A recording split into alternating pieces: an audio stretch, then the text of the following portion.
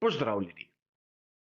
Na vrsto je prišel 6. del letošnjega rednega komentarja novic in tudi tokrat si bomo pogledali, kaj se je zanimivega zgodilo, kot običajno v preteklih dneh.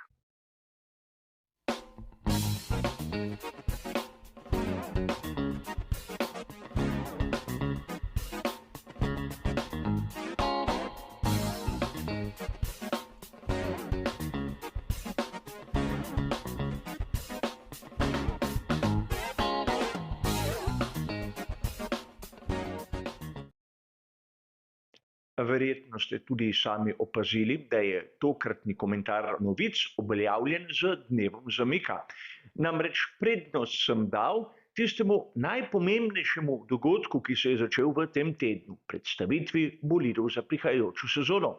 Ampak vseeno, tudi ob stranskih novic je dovolj, da smo tudi tokrat sestavili 4 sklope, o katerih bomo diskutirali in videli, kaj se pravzaprav dogaja v ozadju. Tudi tokrat, kolikor vas zanima, kaj piše v izvirnikih, imate bližnjice navedene, kot običajno v samem opisu. A da ne bomo predolgi in preveč dolgočasni, je najbolje, da se lotimo naše prve današnje teme.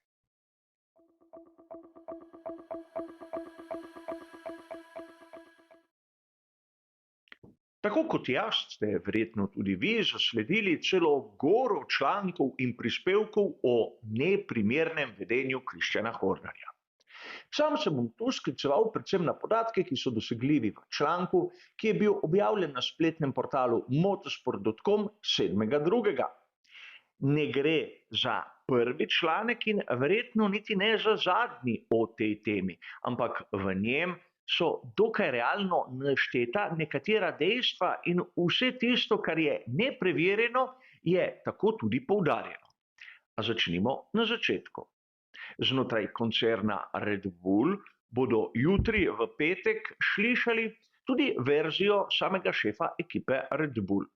In dobro ste razumeli, ne gre za preiskavo naprimer znotraj FIA ali pa Formula One managementa, še manj znotraj ekipe Formule 1, temveč se Kristjana Hornerja obtožuje kršitev tistega notranjega etičnega pravilnika celotnega Red Bulla. Sam se ne bom spuščal ne na eno in ne na drugo stran. Mnogi viri poročajo, da Kristjan Horner naj bi neki sodelavki poslal neprimerne fotografije, ampak to je že v tistem področju govoric, kjer je mnogo nepreverjenega in mogoče tudi ni res. Ampak po drugi strani niti ni važno. Sam se sprašujem naslednje, kako je možno, da nekdo z večletnimi, skoraj 20 leti je že Horner na svojem položaju, se tako spozabi in napravi takšno napako. Namreč danes so takšne obtožbe, čeprav se lahko izkažejo tudi za neresnične, bistveno hujše kot naprimer pred nekaj desetletji. In Horner je tam na vrhu že toliko časa, da bi se moral naučiti, kaj je dovoljeno in kaj ne. Konec koncev njegova javna podoba bo trpela, ali je kriv ali nedolžen. In seveda, poleg tega bi vas rad spomnil še na neko malenkost. Pred časom smo tudi na kanalu Badgerswai govorili o težavah, ki sta jih imela Toto ter Suzy Wolff. In šlo je v tistem primeru za zadeve, ki so bile tudi na meji govoric. Se spomnite, kaj je napravil Horner pravzaprav v prvem trenutku, brez da bi ga kdo kaj vprašal, šel je pred televizijske kamere in podal izjavo, da on s tem, da bi koga ovadil, nima nič. Kristjan Horner je lahko kriv ali ne, ampak to ne izbriše dejstva, da med svojimi sodelavci in ostalimi ekipami verjetno ni najbolj priljubljena osebnost. In tudi to je mogoče pripeljalo do takšne situacije. Govori se, da na smučarski tekmi v Kitzbühelu so bili skupaj Toto Wolff, Zac Brown in že prej citirani Horner in da se je tam zgodilo tisto, zaradi česar naj bi bil Christian Horner obtožen. Ampak kot sem povedal, to ni važno. Je šlo za malce spodletel hec ali kaj drugega. To nas, navdušence, ne sme brigati. Nas zanima Formule 1 in vse možne posledice, ki bi lahko bile. Če bi Christian Horner izgubil službo, se lahko mi, navdušenci, začnemo spraševati, kakšne so alternative. V tem trenutku imamo 3 bivše šefe, ki nimajo ekipe. In govorimo o Güntherju Steinerju, Matiji Binotu in Otmarju Safnauerju. Mislim, da ne prvi, ne drugi in ne tretji niso tisti kadrovski potencial, ki bi tako nalahko nadomestili Christiana Hornerja. Ne po karakterju, ne po karizmi, ne po politični moči. Ampak na dan prihajajo še druge novice, da je pogodba samega Adriana Neweyja vezana na obstanek Christiana Hornerja pri Red Bullu. In seveda Adrian Newey je v tem času tisti najboljši, ki si ga vsi želijo. Ampak vprašanje je, kam si res želi Adrian Newey. Ne rabi izgovora o odpustitvi samega Hornerja, da bi si izbral katerikoli drugo ekipo. Za enkrat je ostal zvest Red Bullu, ker se tam dobro počuti. Torej, mogoče po vseh teh člankih in prispevkih, ki smo jih videli, slišali in brali, bomo prišli do zaključka, da pravzaprav se na koncu ne bo zgodilo nič in vse se bo potišalo, podobno kot pred nekaj tedni. Ampak to je svet Formule 1. Skupaj bomo ugotovili, kaj se je zgodilo, mi pa bolje, da gremo k naši drugi današnji temi, ki je prav tako zanimiva.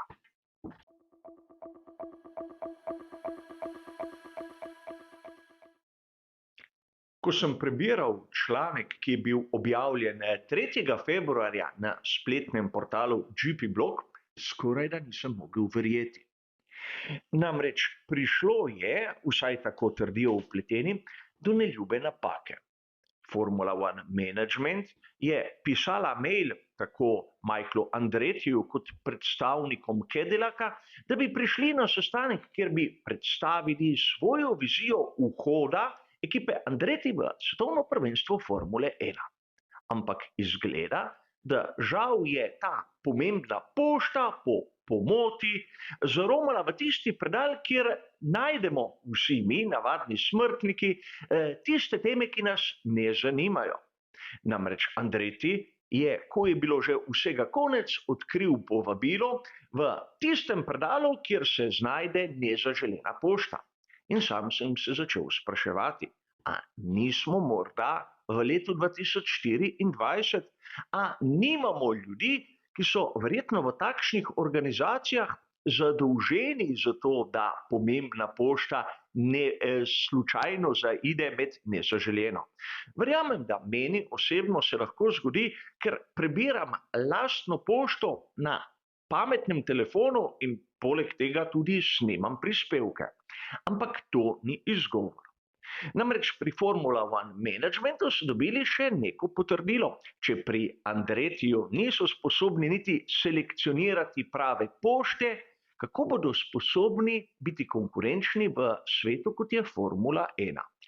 In tu verjetno imajo prav tisti, ki so dejali, da Andretti ni še dovolj zrel. Tak dokaz smo dobili tudi tu.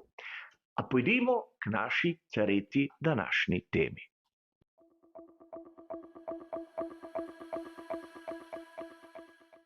Lahko bi dejali nova sezona, nov format sprinta. In tokrat si bomo ogledali, kaj se je pravzaprav spremenilo in kje vidim izboljšave v boljšo stran, ampak kje so morda pri snovanju tega novega formata tudi malce zgrešili. A začnimo s tistim, kar je bilo objavljeno na uradni spletni strani Formule 1 5. februarja. Namreč letos bomo spremljali zopet spremenjen format sprint vikenda. Tako da v sam petek bomo imeli edini prosti trening ter kvalifikacije za sprint popoldne. V soboto zjutraj se bo odvil sprint in nato popoldne tiste klasične kvalifikacije ob tistem času, kot so jih mnogi navdušenci vajeni. V nedeljo dirka za veliko nagrado kot običajno.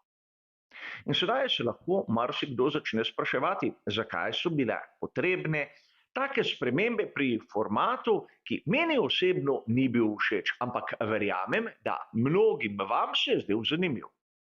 Namreč prva točka, ob kateri se velja ustaviti, je bila kritika, ki je prišla iz strani Maxa Verstappena. Dejal je, da z enim prostim treningom, če napraviš napako na nastavitvah, si prisiljen to imeti s seboj do konca samega dirkaškega vikenda. No, sedaj s to spremembo na formatu tega ne bo več.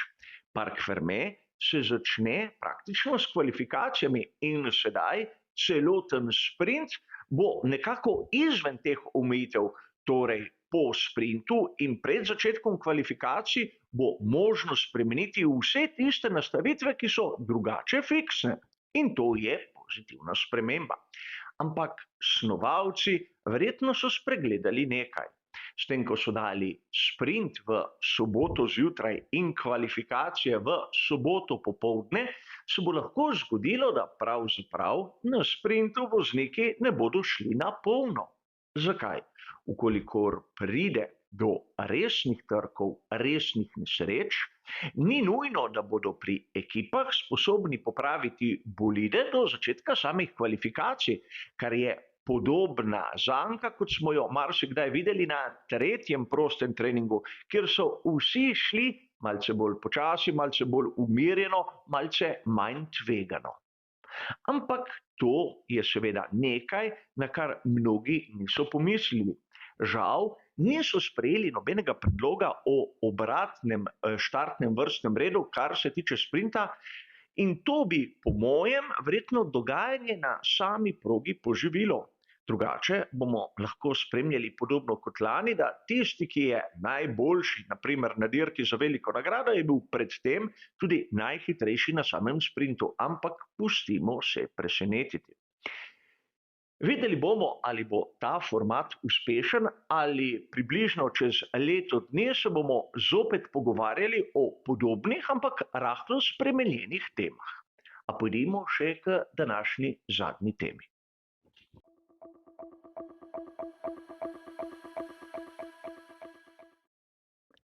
Verjetno ob poplavi vseh novic takšnih in drugačnih je marsikdo spregledal spodrsljaj, ki se je zgodil pri skuderiji Ferrari. O čem govorim?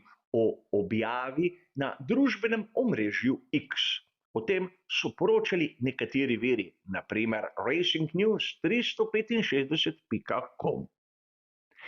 Pri Ferrariju so objavili krajši posnetek, kjer tako Charles Leclerc kot Carlos Sainz mlajši pogledata, kakšna bodo zaščitna oblačila, naprimer voznikov in tudi članov ekipe v prihajajoči sezoni.